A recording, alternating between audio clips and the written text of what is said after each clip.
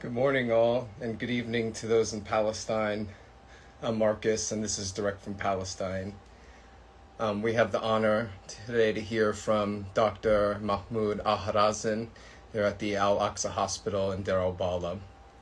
Really excited to have a medical professional on the show for the first time, especially a doctor in Gaza. It's going to be a very interesting story to hear, and looking forward to having him on the show. I'm going to send him a message.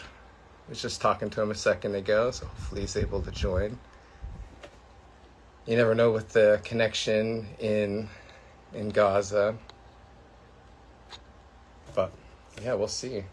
There he is. Oh, thank goodness. This is awesome.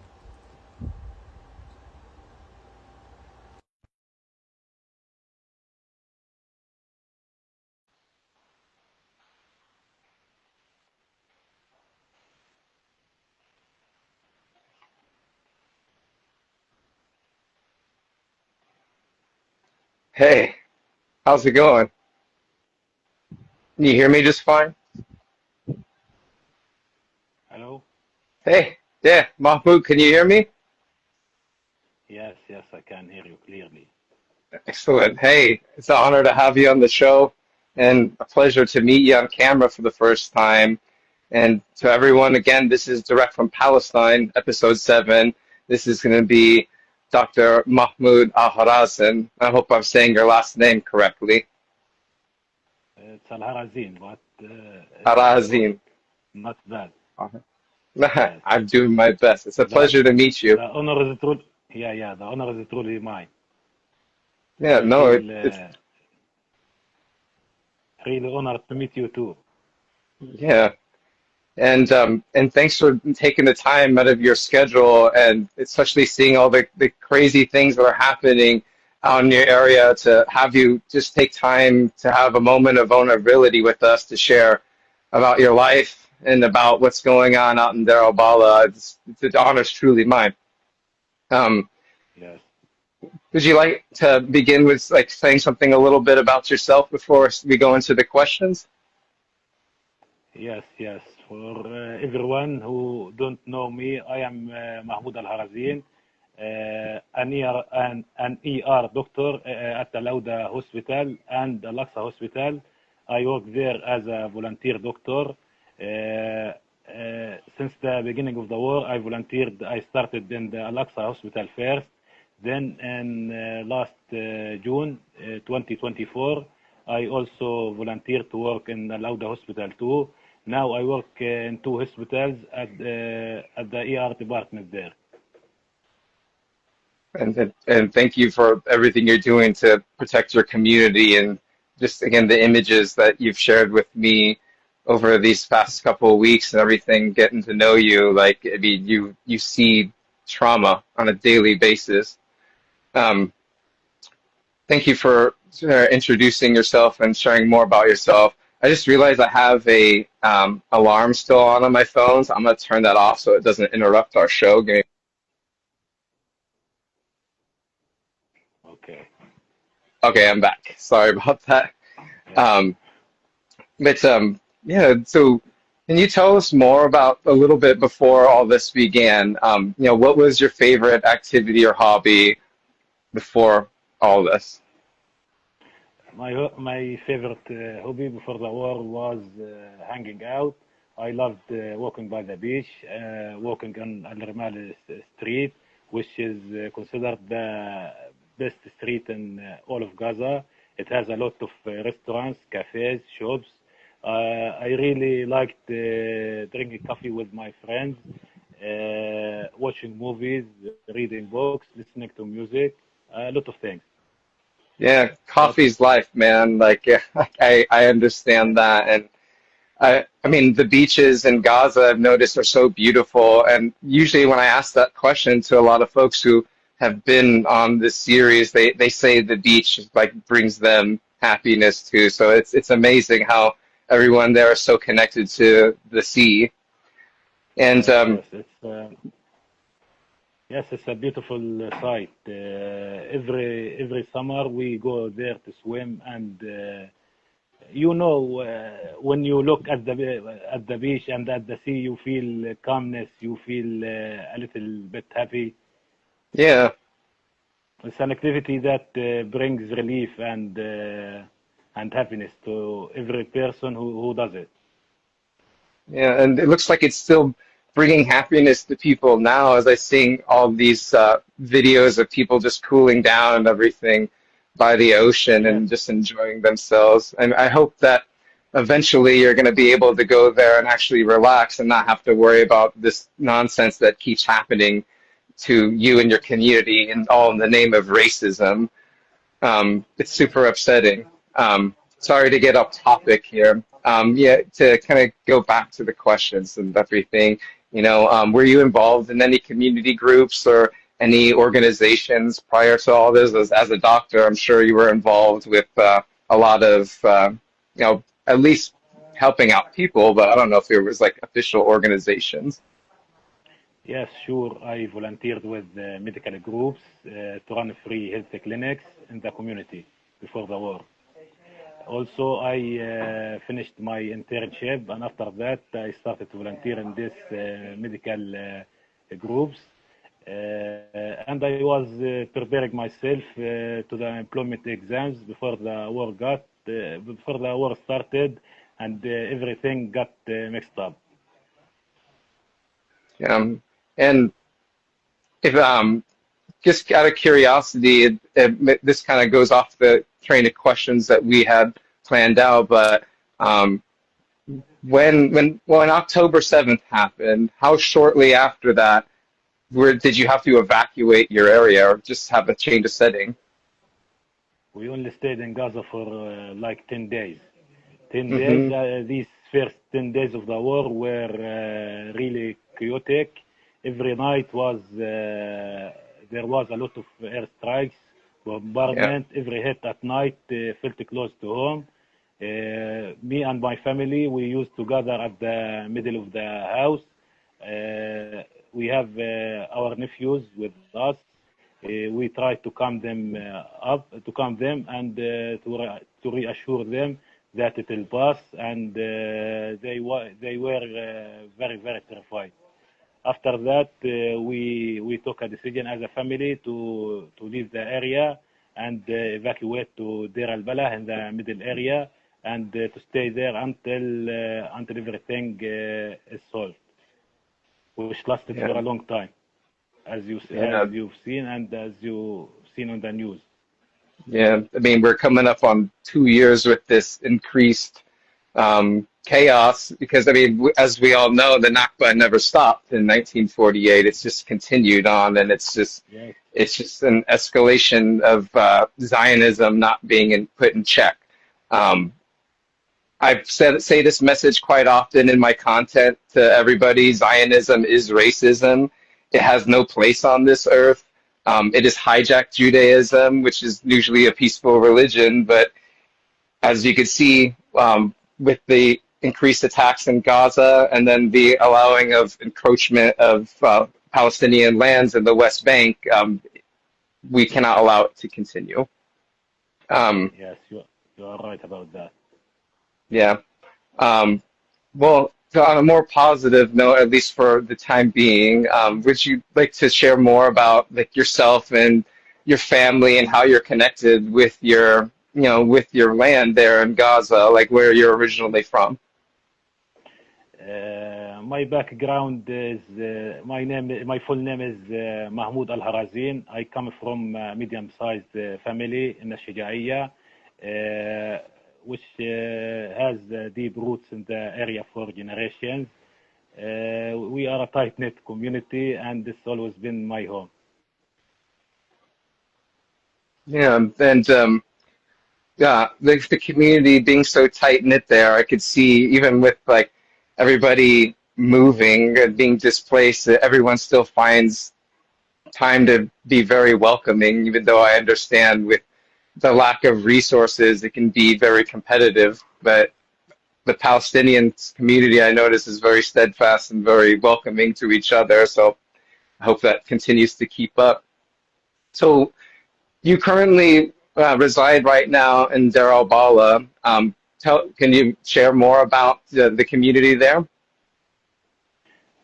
The community there is they are a good people. At the beginning of the war, when we tried to relocate to Deir al-Balah, we've been received by people there who welcomed us to their homes and shared with us their food and their water. They didn't become stingy about everything. They provided us with everything we need and stood with us and sympathized with us due to our situation. They are very good people. It's amazing to see and hear. I feel like Deir al-Balah right now is an area a lot of people are starting to congregate at. Is it, if you don't mind me asking, is it just because it feels a lot safer there than most parts of Gaza, or what is it about Deir al-Balah that attracts so many? It's one of the last few places that the army didn't go, that the IDF didn't go there and destroyed, and it has a lot of infrastructure, some electricity, some water, some services are there, so everyone will go there to get these services. Also, it's located in the center of Gaza Strip, so you feel like you are close to the north and to the south at the same time. It's good to hear, and I hope it continues to stay safe. There are some times where I see images and videos from Deir al-Balah and I see airstrikes, and there's other parts of Gaza, obviously, that are just completely destroyed right now, like a lot of the north and Rafah and everything. Yes, you are right about that. Like, it disgusts me that society has allowed that to happen to your community, because I remember, what was it, back in 2024, there was like an AI image where it's like all eyes on, yeah. Oh, no doubt, no doubt. And it's just wild. And I'm sorry that the rest of the world hasn't woken up, but this is exactly why I do this series, is to bring your story to these people's faces so they understand that you're a human being, you're a doctor in Gaza living through a genocide, and you're helping people. Like, the fact that you're doing such a selfless act of helping people while you're living through legitimate hell is nothing short of amazing. And it's truly an honor to have you on Direct from Yeah. Palestine, really. Thank you for your kind words. Thank you. Yeah. Yeah. So, mind if you like, in as much detail as you'd like to share. You don't have to share too much if you don't want to, but can you walk us through your daily routine in Gaza? My daily routine in Gaza, my daily routine is crazy. As I told you, I work shifts at two different hospitals, Al-Aqsa and Al-Awda hospitals, in the middle area of Gaza. I travel there weekly and stay most of the week there. I only get Wednesday off to visit my family and to rest a bit before starting a new week. And you get that one day to just be with your family, and I'm sure you just, as a family person myself, I can understand like family's super important. So I'm sure you just take every moment you can to be with them, because I mean, as we could see, hospitals are not even a safe place to be in Gaza. Yes, As we saw a couple of days ago with the reporters and the civil defense Nasr medical workers complex. being Yes, murdered. yeah. They and you had, I mean, you got to stand in that area where it happened just shortly after it Yes, happened. Like, yeah. what was it like to be standing there after seeing a war crime happen? It felt horrific. I don't know the exact words to describe it, but I felt it felt truly horrific and bad feeling about it. I can't imagine.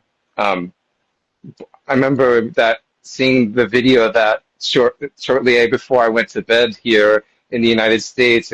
Came around like 11 p.m. and Yes, yes. that was that was It was horrific. hit twice. It was hit twice and alive on TV. The second time was hit alive on TV. I don't know what's the reason for that. Racism. I mean, that's pure and simple. Like, why is the occupation even bombing a hospital, and why are they doing it twice? And the fact that Western media and even like people here in my society don't even question that is why I do what I do, and I really hope to change people's minds on this because if we just continue letting this go unchecked, eventually it's going to happen to us, and maybe it needs to happen to people here in the United States to get a reality check for them, but anytime I bring that up here, people get offended, like, "Oh my goodness, like, don't ever speak that way." It's just like we not forget you, like someone like you, Mahmoud. You're living through this every day, but you're still being a good human being and helping your community. Um, It's my Speaking of, duty to do that. yeah, as a doctor, yeah, then thank you for doing what you do. So to kind of continue on this topic of society failing people in Gaza, especially. Like, what are your thoughts on the lack of accountability from the Arab nations nearby? I mean, like, I can understand the fear of wanting to step up, but like a legitimate genocide is happening in your region, happening to people of your community, and you're not doing anything. It blows me away. How do you feel about that? It's truly disappointing. We feel let down by the lack of real action from Arab governments, although we know that the Arab people are with us and stand with us and support us. But the politician and the people in high chairs don't do anything about what happens in Gaza. I agree wholeheartedly. It's the same situation here in the United States. Like a lot of our senators and a lot of the House of Representatives are bought by the American Israeli Political Action Committee, APAC, and they take hundreds of thousands, sometimes up to millions of dollars from this lobby, and they completely ignore what's going on in your community, and it's just all in the name of making money. And these people pretend that they care about American society in order to continue being in these seats and making money and just making the rest of this country here in the United States look like a bunch of idiots, which honestly we are. Like a lot of people here in the United States are stupid, and I know most of the world sees us as stupid because we allow this nonsense to continue to happen. I mean, our tax dollars are funding the weapons that are dropping on your community constantly, and people go to sleep here like everything's okay. I don't sleep well from this, and this is why I began Direct from Palestine, and I hope to change the thoughts of people by bringing honorable people like you who just want to share their story and want this to end just as much as I do. Um, and sorry to talk for so long right there. I got a little No, passionate because not at all. Not at I all. hate seeing this happen to you. I Um, can't disagree with you. yeah. You are right about that, and I hope that change will come soon, and our situation will get resolved, and the war ends soon, inshallah. Yeah, inshallah, but it's not a war, my friend. This is a Holocaust that's happening to your community. A war is when it's Yeah, like yeah. two like factions that are able to compete. Like this is straight up a murder happening on live television for the world to see. So inshallah it'll stop, but it's not going to stop if my part of the world doesn't do anything about it. So I will continue to do what I do and try to bring awareness. But please, yeah, don't give up hope because you will not be forgotten by me or anyone who cares about Palestine, and more will continue to care. Um, Thank uh, you for your support and solidarity. Yes, always, you don't need to thank me. It's the right thing to do. We're on the right side of history helping Palestine. Um, yeah. to good to go back on topic. I'm sorry because I'm getting very emotional. Um, although I understand surviving is a number one priority for you and your community, like, do you have any goals set for yourself for the remainder of 2025? My goal is simple: keep working, help people, and hope for the world ends. That's it. And you're doing an amazing job doing that. I mean, your page, just seeing the pictures of all these people you're helping, even like the young man that you helped yesterday, like that young man is no older than my son, who's also in the first grade. And the Yes, fact that you were there sitting with them through such a huge moment like that, and to get his father through that situation, like you do that on a regular basis. You do that every single day. The fact that you have yes, to continue on and do that regularly is nothing short of amazing. You're legit superhuman to be able to handle that, Mahmoud. Everyone in that thanks. community is very tough. I can't imagine anybody here in the United States, even living one day of your life, they would crumble. People here in the United States are too weak to handle something like that. They're too comfortable. They're too relaxed knowing stuff like that is happening in the world. And if that were to happen here, they wouldn't even be able to compute it. So the huge props to you, huge props to your community to be able to handle the trauma and the sheer nonsense that happens to you all on a daily basis. And inshallah, you will be able to get through the rest of this year unscathed, and hopefully this will end. Um, to go on a little further, how about 10 years from now? Where do you see yourself 10 years from now? In 10 years, I see myself as a surgeon. It's been my dream since I finished medical school. I will work on that to achieve that and to become a real surgeon, inshallah. Inshallah. I'm sure you're getting the opportunity to be in situations where you have to be a surgeon with the work you're doing right now. I'm sure, huh? Is that happening, or does that you still kind of have to like be limited to what you can help with? Yes, yes. My expertise is limited. I can't help people fully. Sometimes I have to refer the people, the cases that I've seen into surgery department at other hospitals. This makes the patients lose precious time that can be used to save their lives and improve their chance of survival.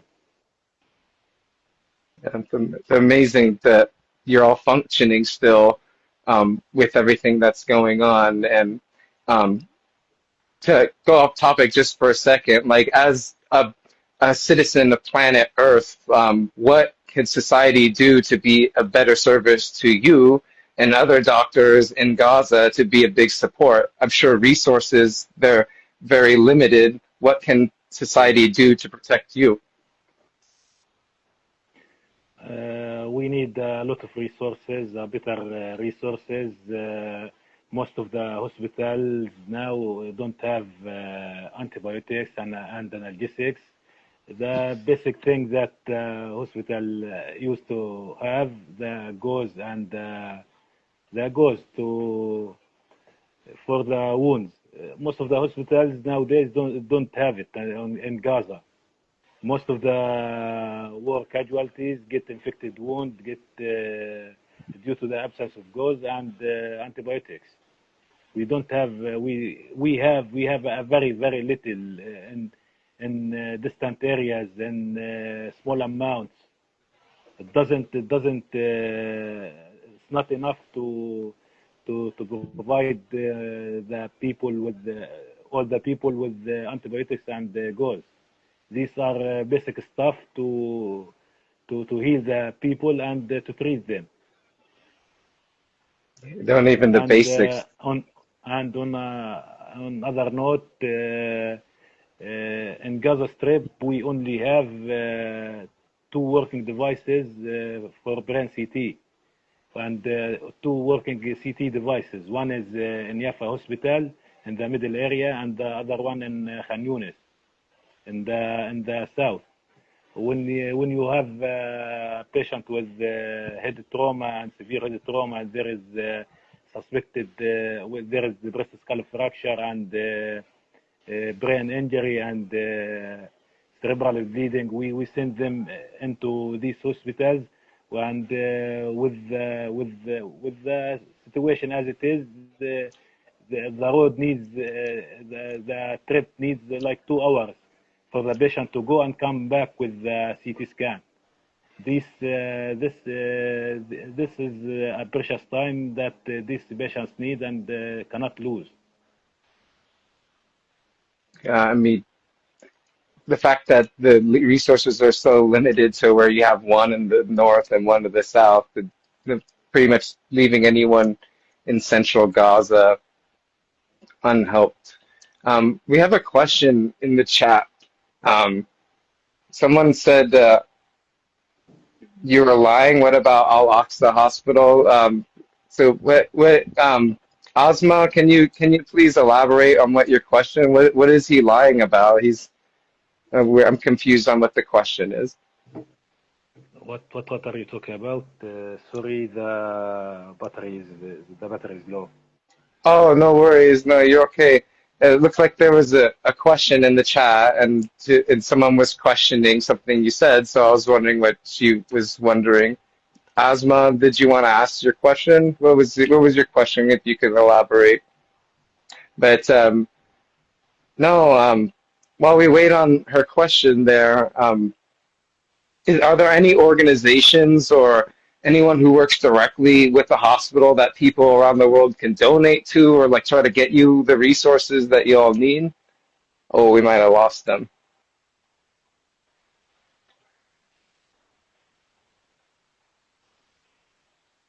But wait and see.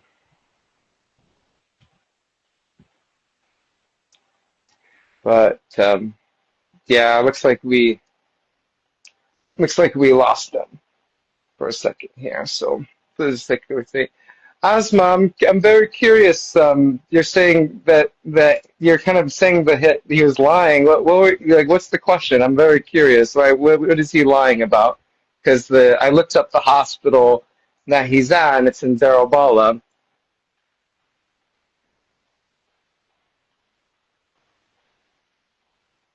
See if I can get him back in here. But I mean, a few more questions for Dr. Alharazin.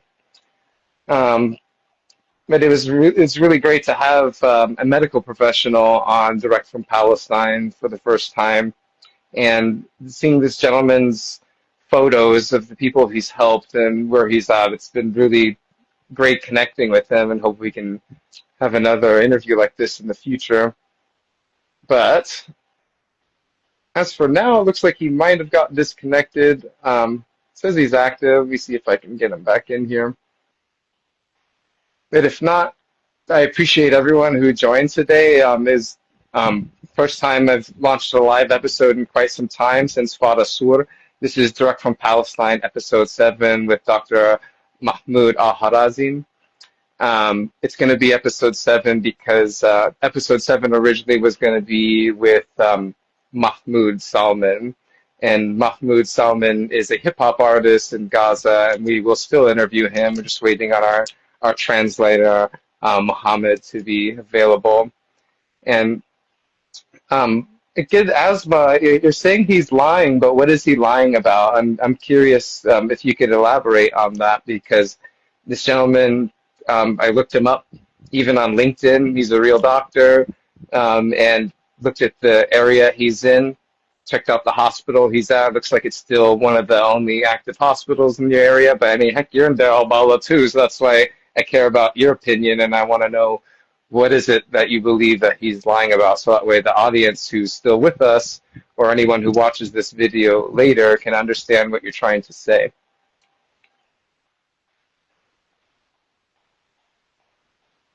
Oh, looks like Dr. Alharazin is coming back.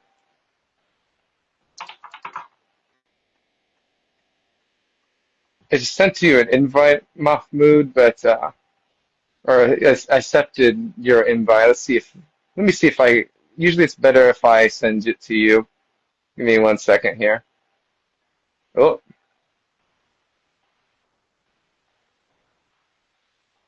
everything that's wrong happens in that hospital. Interesting. We'll see. We'll have Dr. Alharazin elaborate on that. Mahmoud, I'm gonna try to send you the invite because I've noticed it usually works better if I send it to you. So let me send it to you. I just sent it. Hopefully that works. He's back, Asma. Calm down. It's okay. Let's see. Let's just hear from him.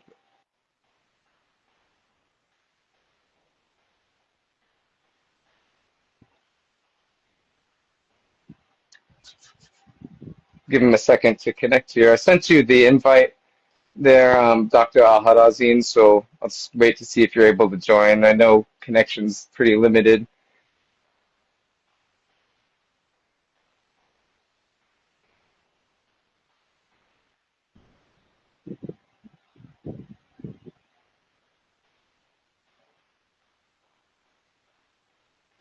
Thanks for everyone's patience as we get reconnected here.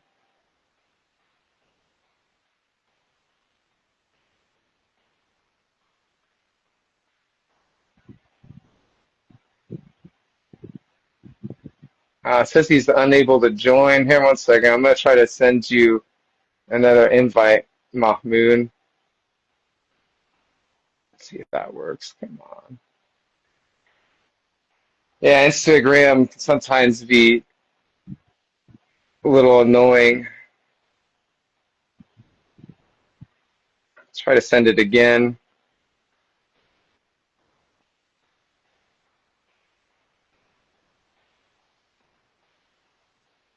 We'll keep trying.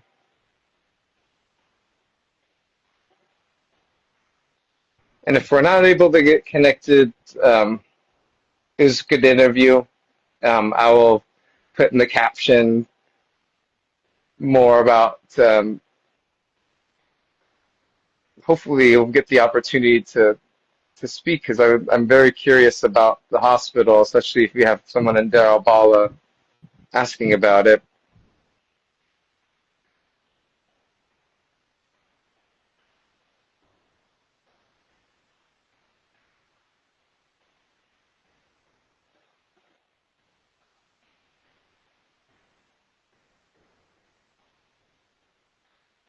I think, yeah, it says he's unable to join. Let me send him a message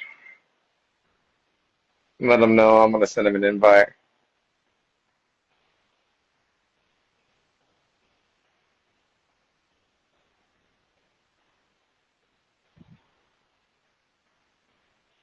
I noticed usually with lives, when you're doing them, you like when you want to add someone on there, it's best if they join the room first and then you send an invite.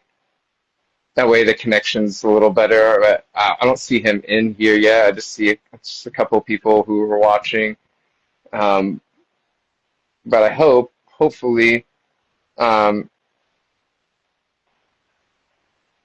hopefully he'll be able to join. I'm not getting any messages from him, so he might have got disconnected.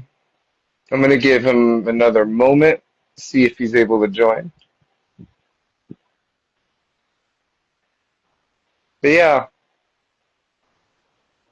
I'll have to connect with him to see if he can elaborate on the hospital and more about it. Especially again, if we have someone from Dar al-Bala asking questions. There he is. Okay, let me invite you here, Mahmoud. Thank you for joining. See if this connection will come back.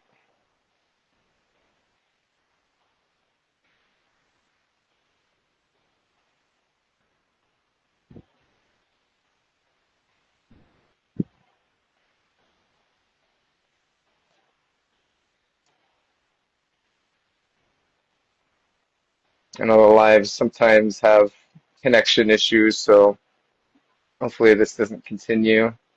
Sent you another invite to join there, Mahmoud. Hopefully you're able to get connected. If you're not able to get connected, let me know in the chat. Yeah, I'm here. Yeah, I'm here. Yes.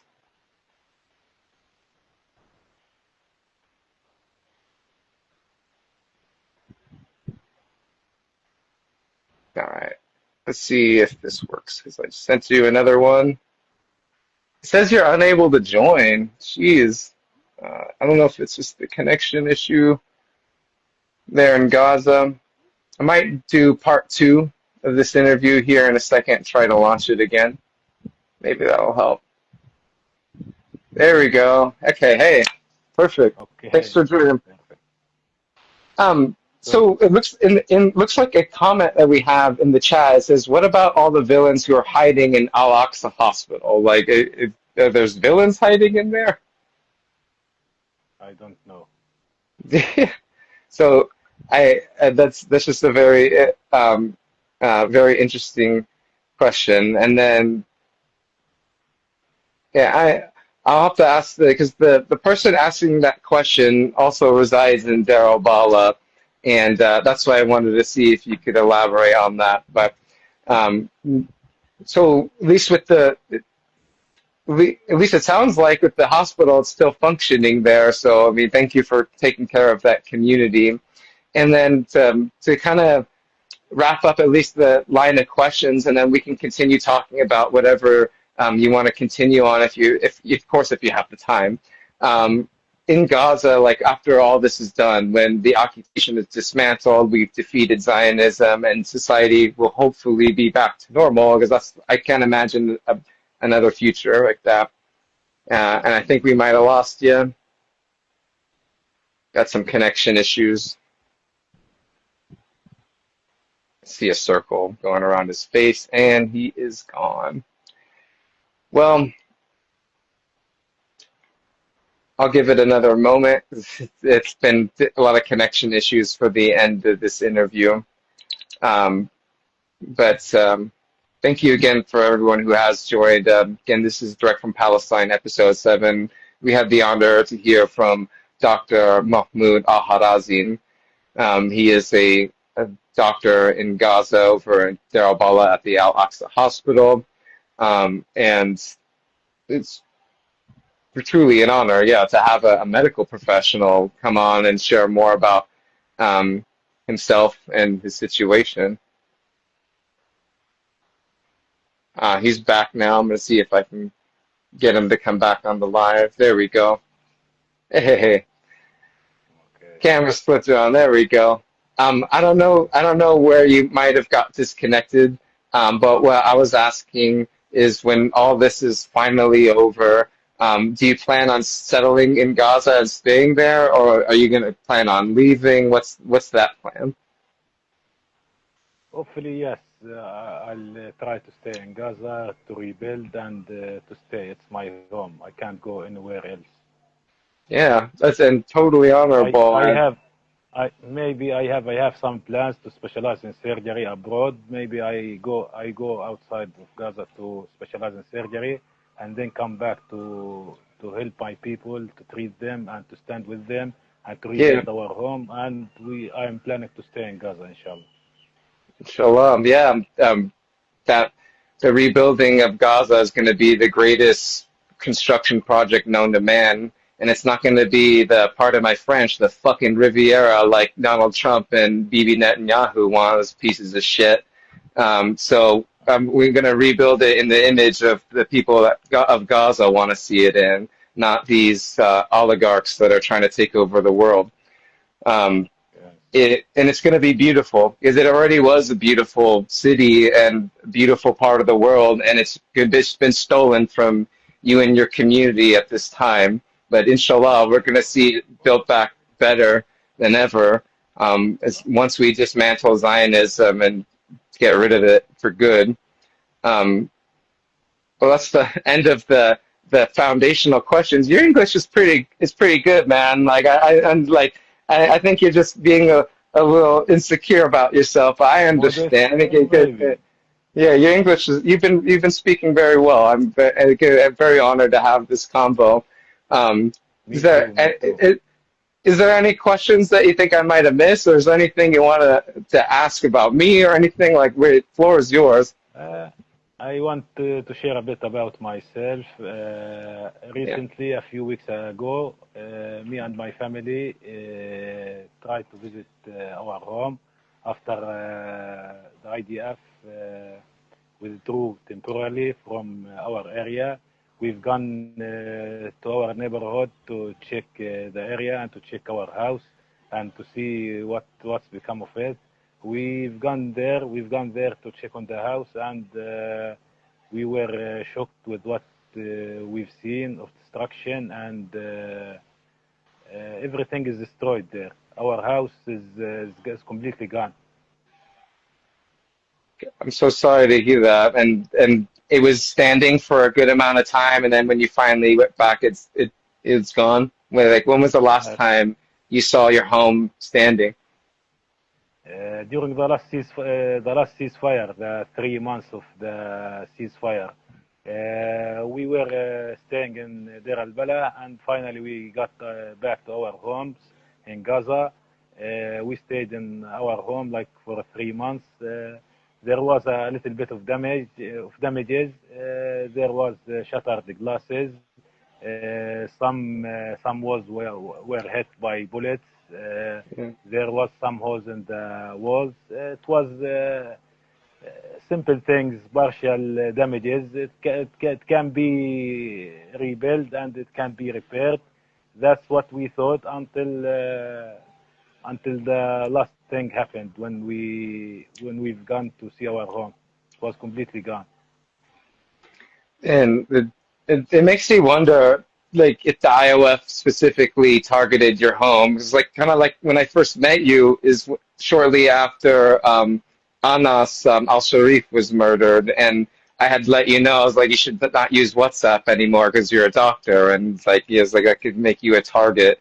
So I'm wondering if the IOF specifically finds the residencies of doctors or anyone important in Gaza to just I don't know destroy your hopes and everything because I mean I know if my home was destroyed that would make me feel absolutely horrible, but here you are staying strong and being and still helping society even with all that nonsense because I'm sure now with your home destroyed it's kind of like well like tough luck. That not like anyone's just Yeah. gonna hand you a new home. Yes, it was a mixture of sadness and anger. Yeah, exactly. That's I'm what angry for I really you. felt. Yeah, yeah, yeah. Yeah, like It was no, yeah, go on. yes, it was a very important part of our lives. We lived our whole lives there. We had a lot of beautiful and happy memories there. I remember when my little brother, he's called Anas, he got to be the top student in all of Palestine when he graduated from high school. It was a Nice. big day for all of us. The press came to interview him and interview my parents. And to talk to him. It was a big day, a very important day, a very happy day for all of us. Now this Yeah. memory is completely lost with our home gone. Yeah, it's just it lives here, but the physical Yes, yes. location of this memory has been tainted by genocide. There's no other Yes, way to put it. if you type Anas Alharazin in Arabic on YouTube, you will see a little bit parts of that day. It Yeah, was I was like, pictured on camera and put on YouTube. okay, yeah, I'm gonna check it out after this. That's awesome. Yeah, I creeped the internet a little bit before we did our interview. I saw you have a LinkedIn, so I'm gonna add you on there because I have a LinkedIn as well. Um, but that's really great that he was the top student. But again, like the fact that your home was destroyed because of this and that memory is gone. But inshallah, you're going to be able to build an even better home and make new memories in the same spot. It's just now Yes, about getting to that point. No, it's not hopefully. It is going to happen. And we have to have that mindset. And that's what I'm trying to get people that out here to have that mindset too, because like I'm not going to live in a world where you all get murdered and that this is allowed to continue. Like this needs to stop. And anyone who's tuned Definitely, into this, I really hope that they share the story of Mahmoud, because we need voices like him to be amplified more than ever right now. The voices of Palestinians right now are the voices that need to be heard. The flag of Palestine, this flag right behind me, is the flag of humanity right now. Because if you're not standing yes, with I feel that Palestine, too. yeah, like if whoever's not standing with Palestine right now is a genocide denier, or they're a Zionist, like that, which is worse. Like if you're a Zionist right now, I like my goal is to make sure your life is uncomfortable for the rest of your life, and hopefully you won't have a life that much longer, or maybe you'll change your mindset and become a good person. Who knows? But we need military intervention right now in Gaza is my honest opinion. I don't know why the nations are dragging their feet when they're supposed to be the organization of peace. I'm not seeing anything peaceful come out, and I hope the rest of the world changes that soon. um, Sorry to steal the floor for a second there from you. Was there anything else, Mahmoud, that you would like to share about yourself, or anything that you think we might have missed during this interview? I just want to thank the people who supported me and stood with me. There are some very good people. I talk to them on a daily basis. They try to support me morally and to talk to me and to ease my suffering and to stand with me. And I just want to say to them, thank you from the bottom of my heart. You are good people. You are very very great people. You are the hope, and you represent the hope and the light in these dark times that we are living here in Gaza. Yeah, you all are a beacon of hope, in my opinion. Again, the fact that you're standing strong, even in the most traumatic, atrocious act of just, I mean, I'm lost for words what's happening to you and your community. It's just, there's no excuse for it. And I don't know if you've seen some of my videos that I post, that I usually do a solidarity walk where I walk down the middle of my downtown just to raise awareness for Palestine. And there's times where Zionists will get upset with me and say it's Hamas that's starving all of you. It's just the sheer audacity of these folks is unbelievable, and seems to be the default thing that any Zionist talks about. Is like, oh, it's Hamas, it's Hamas. It's like, yeah, like fuck Hamas too, but with it's actually the Israeli occupation that's starving you out and causing all these atrocities, and then killing families and killing journalists. Like, it keeps going unchecked, and we need to change that. But again, we thank you again for taking the time out of your busy schedule of helping people and making sure that people stay alive in your community, to come on and have this conversation, and hope to continue Yes, it's my to duty know to you. do that. Yeah, Yes, absolutely. yes, yes. Yeah, it's Someone not has just, to do it. yeah, Someone has to do absolutely. it. Yes, and I am happy And, to do it. yeah, and it's again, like, it's the most selfless thing I've ever seen.